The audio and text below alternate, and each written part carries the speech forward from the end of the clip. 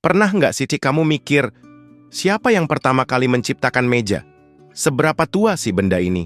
Apakah manusia purba sudah mengenalnya? Atau ini adalah penemuan baru? Bayangkan sehari tanpa meja nggak ada tempat buat kerja, belajar, atau sekadar naruh kopi pagi. Tapi tunggu, sejak kapan sebenarnya meja menjadi bagian dari hidup manusia?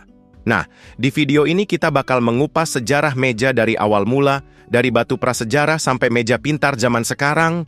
Mari kita kembali ke masa ribuan tahun lalu, saat manusia belum mengenal perabotan. Saat itu mereka hidup sederhana di gua atau tempat terbuka. Tapi, gimana cara mereka menyimpan makanan atau benda-benda penting? Jawabannya, batu datar besar. Para arkeolog menemukan bahwa manusia purba sering menggunakan batu yang cukup rata sebagai tempat meletakkan barang. Bisa dibilang, inilah cikal bakal meja pertama di dunia. Mereka belum bisa membuat meja dari kayu karena belum mengenal perkakas untuk memotong dan menghaluskan bahan dengan presisi. Tapi, kebutuhan untuk punya permukaan yang stabil sudah ada sejak zaman dulu. Lompat ke peradaban Mesir kuno sekitar 3000 SM, meja mulai berubah. Tapi ada satu hal unik. Meja bukan buat makan. Mesir kuno menggunakan meja kecil dari kayu atau batu, yang lebih sering dipakai buat meletakkan barang-barang penting seperti perhiasan, gulungan papirus, atau peralatan upacara. Kenapa nggak buat makan? Karena mereka lebih suka makan sambil duduk di lantai. Makanya, meja lebih banyak digunakan untuk kebutuhan lainnya. Bahkan, para bangsawan Mesir punya meja yang dihias dengan ukiran rumit sebagai simbol status sosial mereka.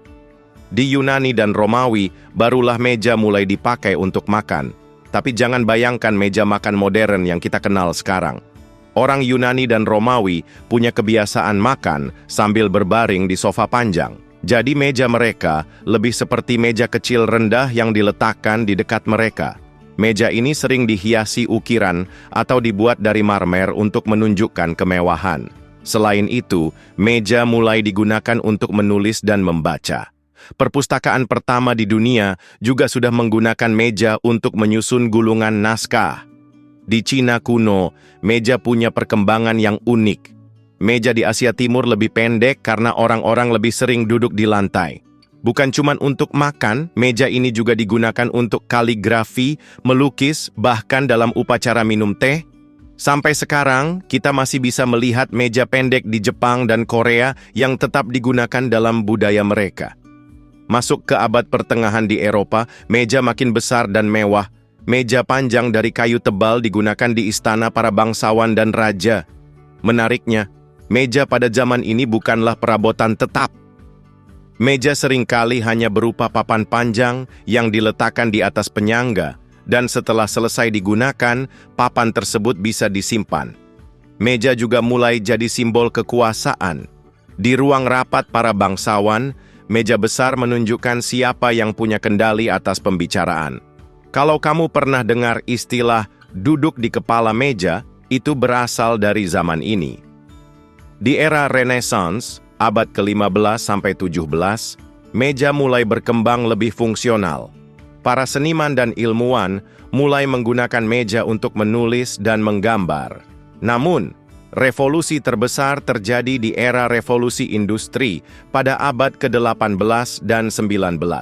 Saat itu, meja mulai diproduksi massal, dan bukan lagi hanya untuk kaum bangsawan. Meja kantor muncul seiring dengan berkembangnya administrasi modern. Meja makan menjadi lebih umum di rumah tangga biasa. Meja belajar untuk anak-anak juga mulai dibuat agar mereka punya tempat khusus untuk membaca dan menulis. Di abad ke-20, meja berubah sesuai kebutuhan zaman. Ada meja kerja, meja makan, meja belajar, bahkan meja komputer yang dirancang khusus untuk menampung peralatan teknologi. Standing desk atau meja berdiri mulai populer untuk kesehatan, sementara meja gaming dengan desain ergonomis jadi impian para gamer. Bahkan, sekarang ada meja lipat yang bisa disimpan di dinding, meja pintar dengan layar sentuh, dan konsep meja futuristik yang bisa berubah bentuk. Sekarang kita sudah masuk ke era meja pintar. meja dengan sensor, pengisian daya nirkabel, dan bahkan meja berbasis AI mulai muncul di beberapa kantor teknologi canggih. Bahkan, di dunia virtual, kita mungkin tidak butuh meja fisik lagi.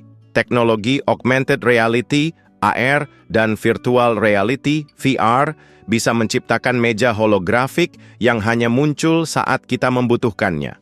Apakah di masa depan meja seperti yang kita kenal sekarang akan hilang? Kita lihat saja. Jadi siapa sangka meja yang kita pakai sehari-hari punya sejarah sepanjang ini? Dari batu di zaman purba sampai meja futuristik yang bisa berubah bentuk.